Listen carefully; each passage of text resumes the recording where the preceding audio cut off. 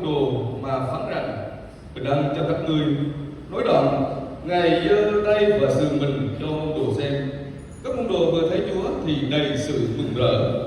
Chứng cớ ngày xưa Chúa đã tỏ ra cho các môn đồ, có người đến gần ôm chân Ngài, có người đi cùng trò chuyện với Ngài, có người Chúa cho nhìn thấy nơi vết tay đinh và vết dao đâm.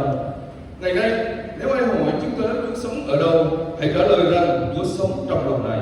Mời Thánh đồng lòng vui mừng tôn vinh Chúa qua thánh ca số 111 có tựa đề Chúa sống. Mời Thánh hát câu 1 câu 2 đọc dò và hát câu số 3.